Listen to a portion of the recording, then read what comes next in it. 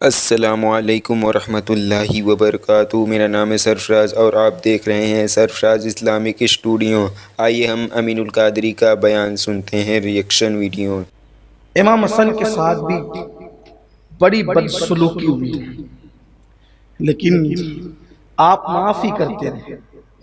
معافی امام حسین کے یہاں بھی تھی، معاف کرتے تھے، لیکن پھر وہ شجاعت کے تیور بھی ہوتے تھے۔ بلکہ بچپنے کا ہی ایک واقعہ ہے نا، اللہ کے رسول علیہ السلام نے پوچھا تھا کہ حسن اگر کوئی تمہارے ساتھ زیادتی کرے تو تم کیا کرو گے؟ تو کہا کہ میں صبر کروں گا۔ حضور نے مسکرایا تھا، وہ وراثت صبر ملی تھی۔ اور امام حسین سے کہا تھا کہ تم پر کوئی ظلم کرے تو کیا کرو گے؟ تو کہا میں تو بدلہ لوں گا اس سے۔ شجاعت تھی نا، فرمایا میں بدلہ لوں گا اس سے۔ اسی لیے شہادت سری کا مظہر امام حسن کو بنایا، کیونکہ اس میں بہت صبر تھا، اور شہادت جہری کا مظہر امام حسین کو بنایا کیونکہ اس میں شجاعت تھی۔ حالانکہ یہ بھی کوئی کم شجاع نہ تھے، آپ انہیں بزدل نہ سمجھیں، ہاں، بلکہ صبر والا جتنا بہادر ہوتا ہے اس کی بہادری جدا ہوتی ہے، بلکہ بہادری ہی کا ایک وصف صبر ہے۔ اگر آدمی میں بزدلی ہو تو پھر وہ دل کے اندر کینہ پالنے لگتا ہے۔ تو امام حسن مجتبیٰ کے ساتھ جب مدائن میں آپ نے لشکر جمع کیا، دراصل آپ امام مولا کائنات کی جس دن شہادت ہوئی، تو مولا کائنات کی شہادت کے بعد چونکہ جس دن مولا کی شہادت ہو رہی تھی، اس دن کوفہ والوں نے کہا تھا کہ آپ کے بعد کون؟ ہمارا امیر کون ہوگا؟ امیر المومنین کون ہوگا؟ تو آپ نے فرمایا تھا کہ میں اللہ کے نبی کی اور ابو بکر کی سنت پر عمل کروں گا، کہ حضور علیہ السلام نے اپنے بعد کسی کو نامزد اور کسی کو مقرر نہیں کیا تھا۔ اس کا مطلب مولا کائنات کا بھی نظریہ یہی تھا کہ حضور نے اپنے بعد کسی کو مقرر نہیں کیا تھا، اور فرمایا کہ میں بھی مقرر نہیں کروں گا کسی کو اپنے بعد۔ اور چونکہ ابو بکر نے اپنے بعد اپنے خاندان کے کسی فرد کا اعلان نہیں کیا تھا، تو میں بھی اپنے خاندان کے کسی فرد کا اعلان نہیں کروں گا۔ تو کہا تھا کہ کیا ہم امام حسن کے ہاتھ پہ بیعت کر سکتے ہیں؟ فرمایا کہ میں منع نہیں کرتا، اگر آپ کو ایسا لگتا ہے کہ ان کے اندر خلافت کی صلاحیت ہے، میں منع نہیں کرتا، لیکن حکم بھی نہیں دیتا۔ تم جانو، تمہارا معاملہ جانو، اس کے ذمہ دار تم ہو۔ اور جب مولا مشکل کشا کی شہادت ہو گئی تو سب نے بالاتفاق امام حسن مجتبیٰ کے ہاتھ پہ بیعت۔ جب آپ کی بیعت کے بعد آپ کا جو پہلا خطبہ تھا، بیعت کے بعد خطیب بڑے زبردست تھے مولا حسن پاک۔ ان کی خطابت کا اندازہ اس بات سے لگائیے آپ، پہلی بات تو یہ بتاؤں کہ اہل سنت تو اہل سنت ہے۔ اہل دیوبند نے بھی اپنی کتاب میں اس بات کو لکھا ہے کہ امام حسن اور امام حسین کا احترام اور تعظیم مولا علی باپ ہو کر بھی کرتے تھے۔ آپ کو کہیں اور یہ چیز یعنی کہ نہیں ملے گی کہ باپ ہو کر بیٹے کا احترام کرتا ہے۔ باپ کبھی بیٹے کا احترام نہیں کرتا، کرتا ہے؟ کبھی نہیں کرتا۔ کبھی وہ معاملہ عام طور پہ نہیں ہوتا۔ کیوں نہیں ہوتا؟ کیونکہ بیٹا ہے، بیٹا خادم ہوتا ہے، بیٹا غلام ہوتا ہے۔ لیکن یہ ان کی کتاب میں میری نظروں سے گزرا، میرے پاس نام بھی ہے، لیکن آپ کو چاہیے تو دے دوں گا، اسے ابھی نہیں پڑھتا، کہ مولا کائنات باپ ہو کر بھی دونوں شہزادوں کا ادب کرتے تھے۔ کسی نے پوچھا کہ آپ باپ ہو کر بھی دونوں شہزادوں کا ادب کرتے ہیں جبکہ آپ باپ ہیں؟ فرمایا ہاں، کیونکہ نبی نے ان کو اپنا بیٹا کہا ہے تو میری اولاد، لیکن جس کو رسول اللہ اپنا بیٹا کہے پھر میں ان کا بھی احترام کرتا ہوں۔ یہ مولا کائنات کا انداز تھا۔ اور امام حسن پاک کی خطابت پر بات چلی تھی، بڑے فصیح اللسان۔ روایتوں میں آتا ہے، سیرت نگاروں نے لکھا ہے، جب وہ بولتے تھے تو ایسا لگتا تھا کہ جیسے بولتے ہی رہے پھول جھڑتے تھے، کہ موتیاں جھڑ رہی، کیوں؟ اس لیے کہ منہ جو تھا نا، منہ وہ مشابہ تھا رسول اللہ کے منہ شریف کی، دہن مبارکہ کے، کیونکہ سر سے لے کر سینے تک حضور علیہ السلام کے مشابہ تھے، تو آنکھیں بھی مشابہ تھی، بھویں بھی مشابہ تھی، پیشانی بھی مشابہ تھی، سر بھی مشابہ تھا، زلفیں بھی مشابہ تھی، داڑھی بھی مشابہ تھی، چہرہ بھی مشابہ تھا، سینہ بھی مشابہ تھا، چہرہ گول چہرہ، بھویں ویسے ہی، زلفیں ہلکی سی گھنگریالی، نہ بالکل مکمل طور پر سیدھی، نہ مکمل طور پر گھنگریالی، بلکہ درمیانی، جیسے حضور علیہ السلام کے لیے بیان ہے۔ بڑی بڑی خوبصورت آنکھیں، چوڑا سینہ، بدن بھرا بھرا مضبوط، یہ امام حسن مجتبیٰ کا حال تھا۔ اور چونکہ سینے تک مشابہ تھے تو ہاتھ بھی مشابہ تھے، تو سیرت نگاروں نے لکھا ہے کہ جب بولتے تھے لگتا تھا موتی جھڑیں یا پھول جھڑیں زبان سے، اور بولتے ہی رہیں۔ ان کی محفل میں بیٹھنے والا کبھی ان کی گفتگو سننے کے لیے تھکتا نہیں تھا، کبھی تھکن نہیں ہوتی تھی، اتنی دل نشین آواز تھی اور اتنی خوبصورت گفتگو تھی۔ حضور علیہ السلام کی آواز سے مشابہ آواز ہے۔ اب آپ اندازہ کریں، ان کے خطبے کا اندازہ کریں کہ ایک دن مولا کائنات نے کہا، مولا کائنات کہتے ہیں حسن آج خطبہ تم دو گے، حسن آج خطبہ تم دو گے۔ امام حسن نے کہا بابا جان آپ کی موجودگی میں میں خطبہ کیسے دے سکتا ہوں، مجھے حیا آتی ہے، مجھے شرم آتی ہے، بے ادبی سے دور تصور کرتا ہوں اس معاملے کو کہ آپ بیٹھے اور میں خطبہ دوں، علی بیٹھے ہوں،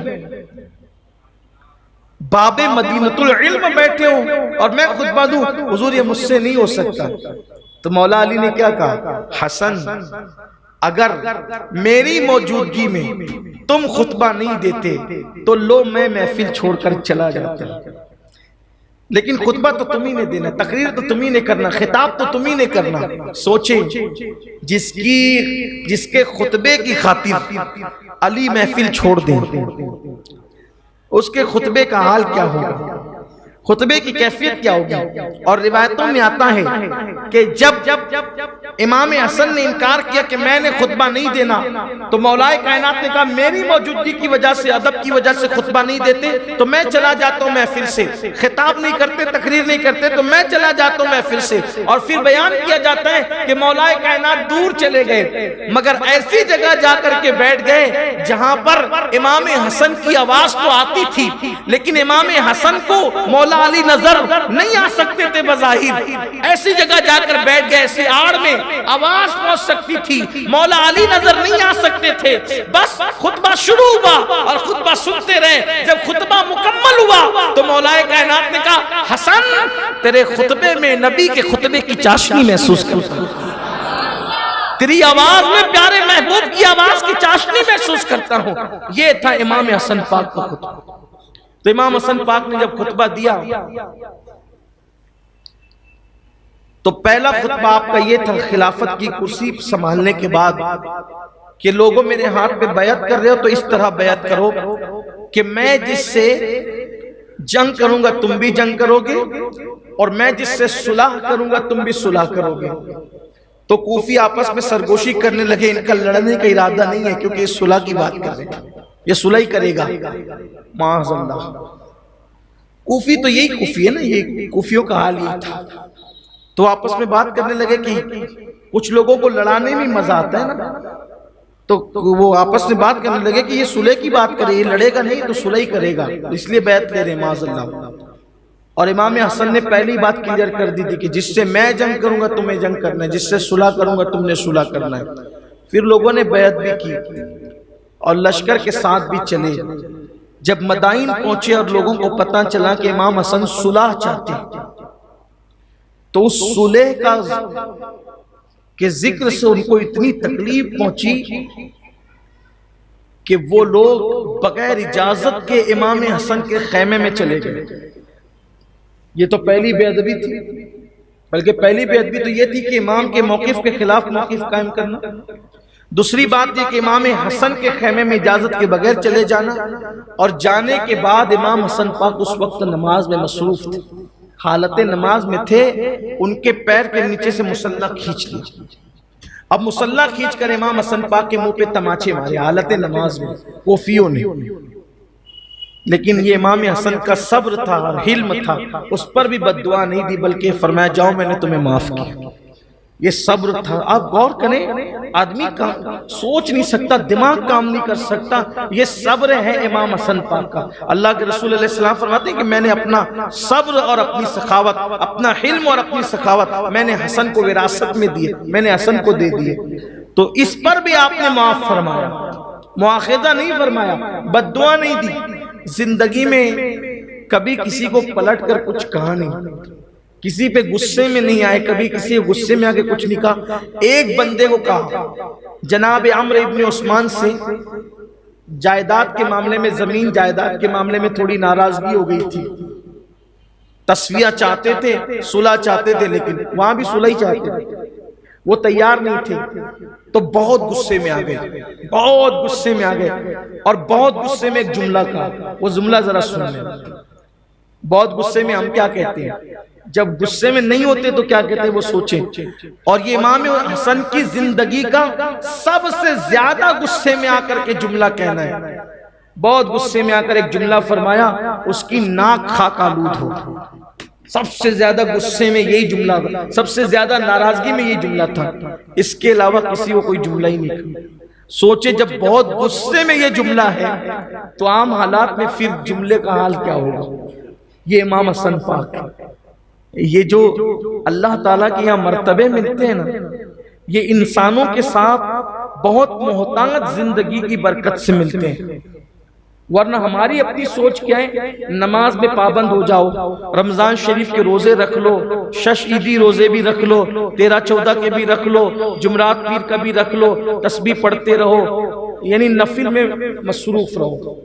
انسانوں کے ساتھ نہ کسی سے پیار، نہ محبت، نہ الفت، کچھ نہیں، یعنی جو فرض ہے اس سے توجہ ہٹا لی اور نوافل میں الجھ کر رہ گئے۔ لیکن ذرا دیکھیں، اگر اللہ تعالیٰ نے آپ کو ذہن و دماغ دیا تو گھر جا کر سوچنا کہ جس ذات کا سب سے زیادہ غصے میں یہ جملہ ہو کہ تیری ناک خاک آلود ہو، آپ غور کریں کہ اس نے اپنی عام زندگی میں کیسے باتیں کی ہوگی اور گفتگو کا لہجہ کیسا ہوگا۔ اس سے بڑی بات مروان ممبر رسول پہ، مسجد نبوی کے ممبر پہ بیٹھ کر جمعہ کے دن، جمعہ کی نماز سے پہلے مولائے کائنات کو گالیاں دیتا تھا اور امام حسن کو بھی گالیاں دیتا تھا، اور آپ مسجد میں بیٹھے ہوتے تھے نماز کے اندر، یعنی نماز کے لیے آتے تھے، سنتے رہتے تھے، کبھی کوئی جواب نہیں۔ اس کا تصور ہم کر سکتے ہیں کہ مسجد کے اندر، بھئی مسجد کے اندر کوئی بندہ، عام بندہ اس کے خلاف کوئی بولے تو وہ لڑ پڑتا ہے، جھگڑا فساد ہو جاتا ہے، بابا کو گالیاں دی جا رہی، خود کو گالیاں دی جا رہی، مروان گالی دے رہا ہے، خاموش سن لیں، چپ سن لیں، کچھ نہیں جواب دینا، کوئی جواب نہیں دینا۔ اس پہ بھی اس کی بڑاس مکمل نہیں نکلتی تھی، پوری نہیں ہوئی تو اپنے قاصدوں کو بیچتا تھا، قاصدوں کو کہ جاؤ اور حسن تک میری گالیاں پہنچاؤ۔ اور گالیاں بھی کیسی؟ حسن تمہارے لیے یہ اور تمہارے باپ علی کے لیے یہ۔ اب میں مسجد میں کیا گالی نقل کروں؟ یہ اور یہ اور یہ۔ اور وہ قاصد آتے تھے، کیونکہ مروان بھی رہتا تھا مدینہ شریف میں، امام حسن پاک بھی خلافت کی دست برداری کے بعد، یعنی خلافت راشدہ آپ پر مکمل ہوئی، اور پھر جب آپ نے آگے بڑھا دی اور حضرت امیر معاویہ رضی اللہ تعالیٰ عنہ کو سونپ دیا، مملکت اسلامیہ کو انہیں بادشاہ بنا دیا، تو پھر آپ کوفہ سے واپس مدینہ منور آئے اور پھر پوری زندگی وہیں رہے آپ۔ تو یہ جو مروان تھا، یہ ممبر پہ بیٹھ کے بھی گالیاں دیتا تھا اور قاصدوں کو بھیج کر بھی گالیاں دلواتا تھا، بس دل دکھانا تھا، دلوں کو چھلنی کرنا تھا، ستانا تھا، پریشان کرنا تھا۔ امام علی مقام کے پاس، امام حسن کے پاس آ کے کہتا کہ وہ قاصد کہ مروان نے مجھے بھیجا ہے اور آپ کے لیے یہ اور یہ اور یہ، اور علی کے لیے یہ اور یہ اور یہ۔ استغفر اللہ۔ لیکن جواب کیا ہوتا؟ قاصد کے پاس جواب کیا؟ فرمایا کہ جاؤ مروان سے کہنا، دیکھیں شہزادہ رسول جس کو نبی نے اپنے صبر کا وارث بنایا ہے، کہتے تھے جاؤ اور مروان سے کہنا کہ تمہاری طرح میں گالی نہیں دے سکتا۔ شرافت کی انتہا دیکھیں، فرمایا کہ میں تمہاری طرح گالی نہیں دے سکتا، اور اس سے کہنا سن مروان، اگر تو سچا ہے، اگر تو اپنی گالی دینے کے معاملے میں جو تو کہہ رہا ہے، جو عیب لگا، اگر تو سچا ہے اللہ ہمیں معاف کر دے، اگر تو سچا ہے تو اللہ ہمیں معاف کر دے، اور اگر تو جھوٹ بول رہا ہے اور یقیناً جھوٹ بول رہا ہے تو ہم کچھ نہیں کہتے، اللہ سب سے بڑا انتقام لینے والا ہے۔ یہ تھا صبر امام حسن پاک، پوری زندگی اسی صبر میں گزری۔ اسی لیے تو شہادت کے بعد جب جنازہ اٹھائے، سیدنا ابو ہریرہ کہتے ہیں امام حسن کے جنازے سے پہلے، امام حسن کے جنازے سے پہلے میں نے رسول اللہ کے بعد اتنی بڑی تعداد نہیں دیکھی کسی کے جنازے میں۔ وہاں اگر سوئی پھینکی جاتی تو زمین پر سوئی نہ گرتی تھی، اتنی بڑی تعداد تھی امام حسن کے جنازے میں۔ تو جب جنازہ امام حسن کا لا کے رکھا گیا تو مروان رونے لگے، جنازے پہ آ کے رونے لگے۔ کہتے ہیں کہ مقتول کے جنازے پر قاتل کا آ کر کے رونا مقتول کی اہمیت تو بڑھاتا ہے، لیکن قاتل کے جرم کا کفارہ وہ چند آنسو نہیں ہو سکتے۔ اس لیے کہ امام حسن کی شہادت میں مروان کا پورا ہاتھ تھا۔ ادھر سے یزید اس کو جو گائیڈ کرتا تھا، ادھر سے مروان بول لیتا تھا، اور پھر معاملات آگے بڑھتے تھے۔ میں آج شہادت نہیں بیان کروں گا کیونکہ وقت بھی ہو گیا ہے، اور میں امام حسن پاک کی شہادت ماہ محرم میں چونکہ پڑھ چکا ہوں، بیان کر چکا ہوں۔ حالانکہ اپنے یہاں تو یہی ہے نا کہ ہم جب شہادت پڑھتے ہیں تو اس کی برکتیں بھی ہمیں ملتی ہیں۔ اور ابھی ایک بھائی مغرب کی نماز کے بعد ایک بھائی آئے تھے، اور آنے کے بعد انہوں نے کہا کہ آپ ماہ محرم شریف میں جو شہادتیں پڑھتے ہیں اور کہتے ہیں کہ بھئی اپنی مرادیں لے لو، دل میں جائز مرادیں لے لو۔ کہا کہ میں 15 سال سے ہر محفل میں آتا ہوں، اور جب آپ کہتے ہیں کہ جائز مرادیں لے لو تو میں ایک ہی مراد دیتا تھا کہ اللہ مجھے عزت کی روزی دے اور حلال دے اور خوب دے۔ کہا کہ حضرت 15 سالوں میں 250 علوم کا مالک بن گیا ہوں۔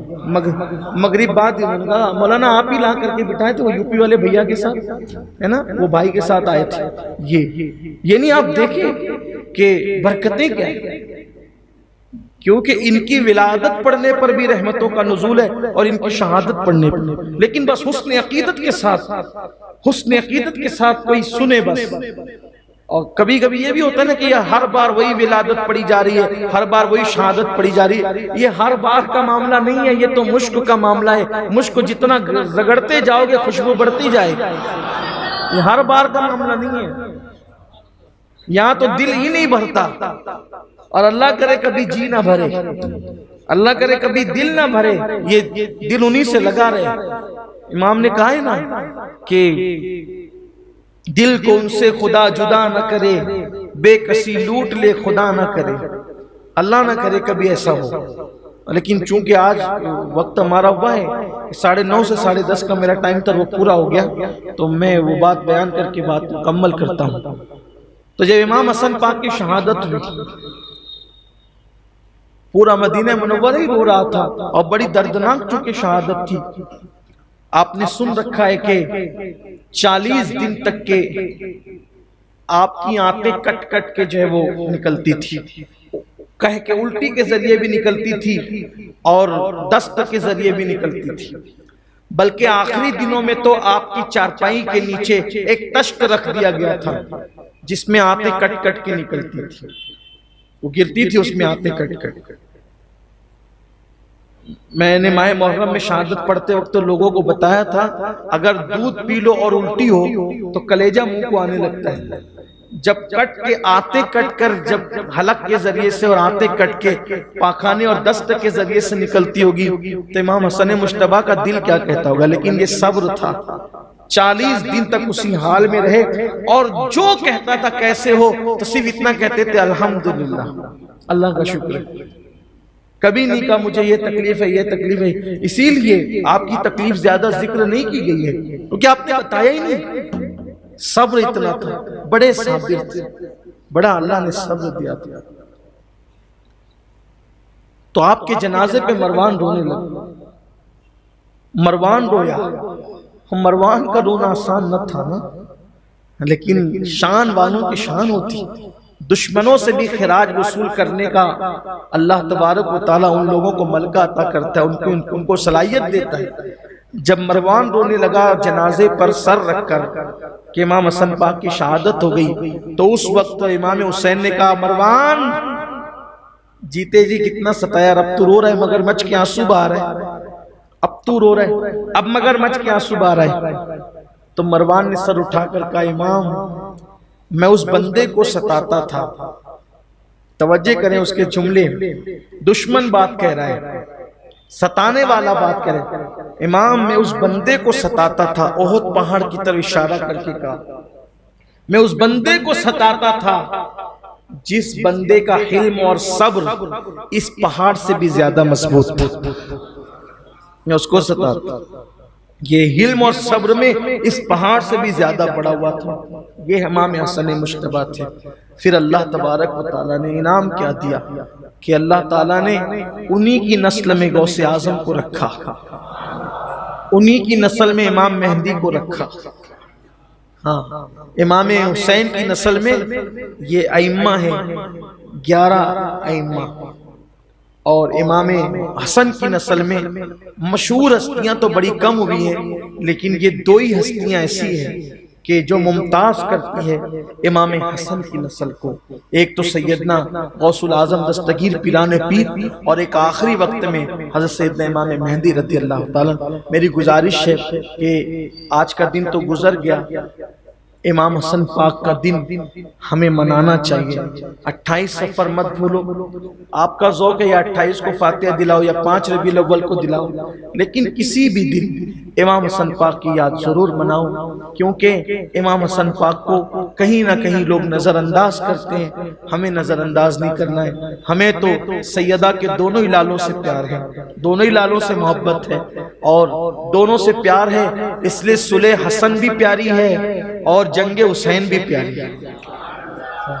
بہت خوبصورت جملہ ہماری جماعت کے ایک بہت بڑے مفکر نے کہا تھا کہ ہم تو کچھ نہیں دیکھتے، ہم نے دیکھا کہ حسن پاک نے جس سے صلح کی ہم نے اس سے صلح کر لی، اور حسین پاک نے جس سے جنگ کی ہم نے اس سے جنگ کر لی. ہمارے لیے صلح اور جنگ کیا ہے؟ ہم تو اپنے آقاؤں کو، اپنے مرشدوں کو دیکھتے ہیں. جس سے مولا حسن نے صلح کی اس سے ہماری صلح ہے، جس سے امام حسین نے جنگ کی اس سے ہماری جنگ ہے. یہی اپنا مسلک ہے، اور یہ اہل سنت کا مسلک ہے، اور یہی امام احمد رضا کا مسلک ہے کہ اہل سنت کا ہے بیڑا پار. اصحاب حضور نجم ہے اور ناؤ ہے، اطرت رسول